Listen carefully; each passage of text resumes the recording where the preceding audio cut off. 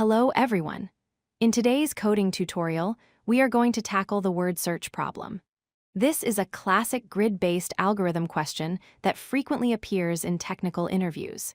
It is an excellent problem to understand depth-first search and the concept of backtracking. Let's first understand what we need to do.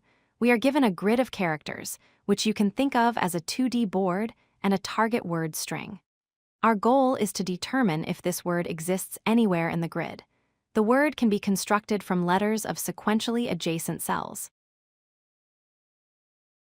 Here is a visual representation. If we are looking for the word ABCCD, we start at A, then we move to a neighbor B, then C. Notice how we snake through the grid. The path must be continuous, connecting adjacent cells. The most intuitive approach is depth-first search, or DFS. Why?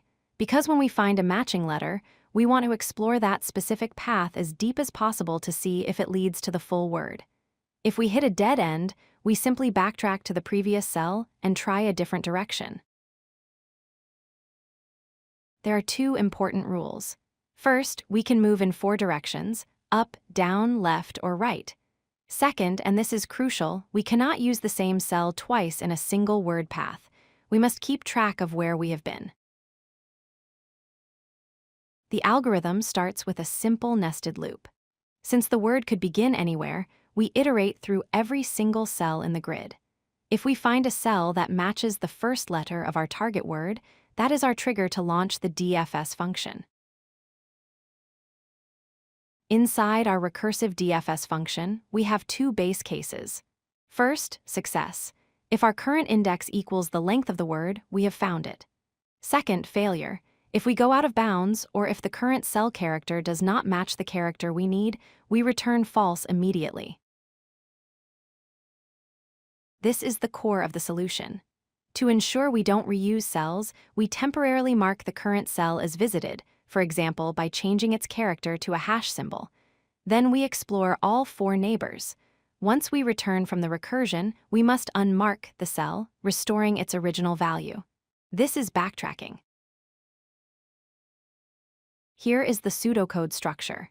The exist function contains the nested loops. The inner DFS function handles the recursion. Notice the pattern. Check base cases, mark visited, recurse in 4 directions, and finally, backtrack by restoring the value. Finally, let's talk about efficiency. The time complexity is O of n times 3 to the power of Ln is the number of cells.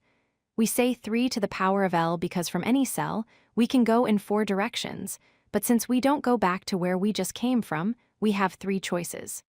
The space complexity is O of L, determined by the recursion stack depth. If you like this video, hit that like button and don't forget to subscribe.